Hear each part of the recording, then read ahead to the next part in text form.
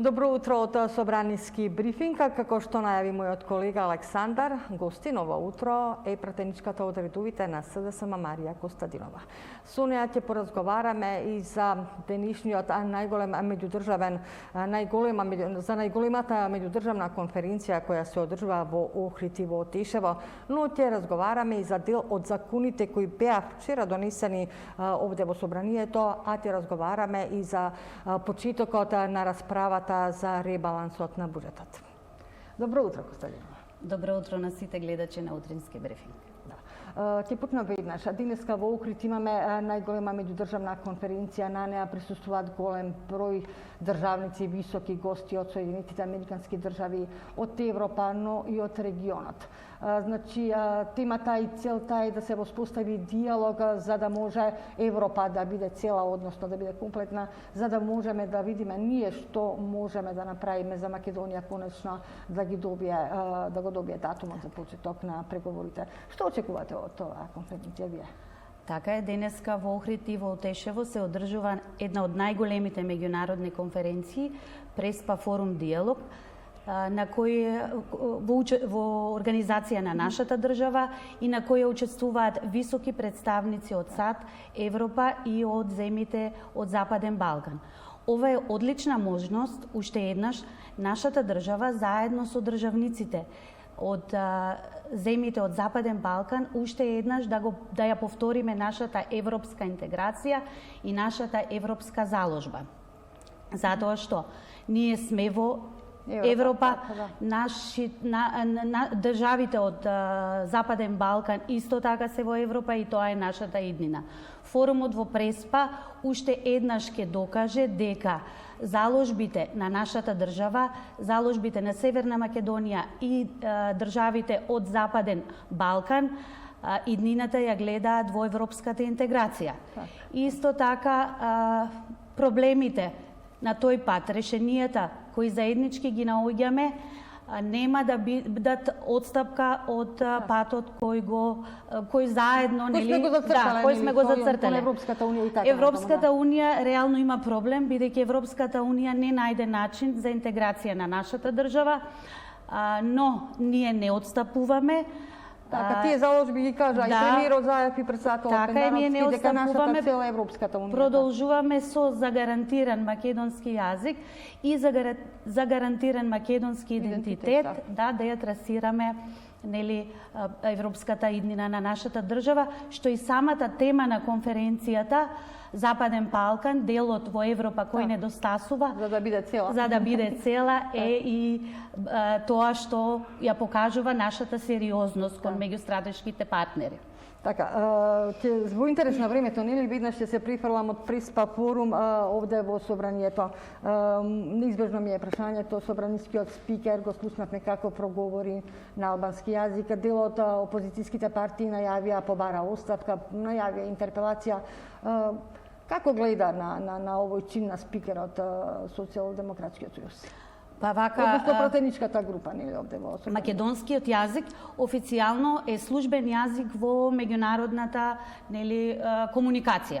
Тоа е јасно и прецизно укажано и во нашиот устав, во членот уставниот член 7, амандманот 5 ставот 1, јасно и прецизно е прецизирано дека македонскиот јазик е службен јазик во меѓународната комуникација, но тука сметам дека начинот на изразување, на обраќање и начинот на организација на настаните на председателот на Собранието, сепак сметам дека овие прашања треба да му се постават лично на председателот. Ќе го ставиме тоа прашање за да успееме да одговориме на сите. Имам повеќе прашања за вас. Денеска почнува ребалансот на буџетот. Што се очекува од овој ребаланс на буџетот? Дали опозицијските партии нешто имаат поднесено амандмани, колкав е тој број, на што, дали ги разгледавте амандманите, на што најме забележувате? Но пред се што се предвидува со овој Вака уште со планирањето и буџетот за 2021 година, клучниот збор во буџетот беше зборот здравје.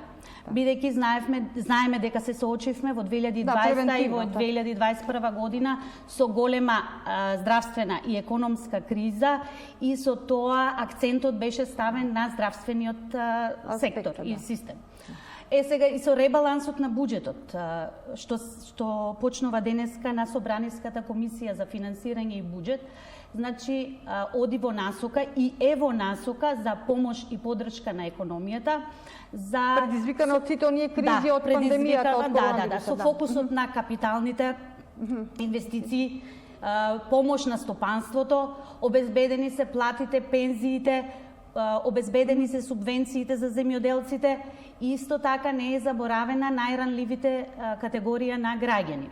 И само за една од бројките, бидејќи имаме повеќе дневна расправа, во ребалансот на буџетот е предвидено 2,7 милиарди евра инвестираме во човечки капитал и тоа, односно во образованието, во здравството и во социјалата. И ако го земеме во пред 3 години, сега имаме околу половина милиарда евра повеќе во однос на претходните 3 години.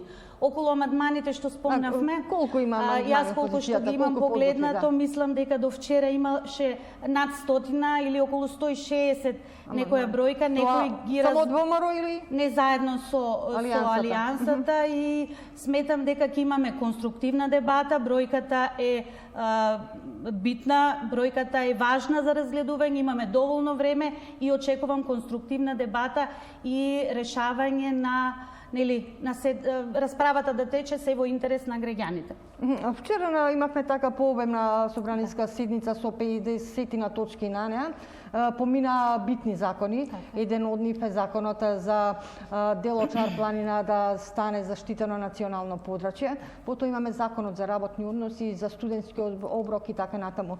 Бе прашала што еве конкретно слушнавме што се добива. Слушнавме дека има консензус на седницата за овој закон. Но накратко што клучно се добива со заштитата на Шар планина?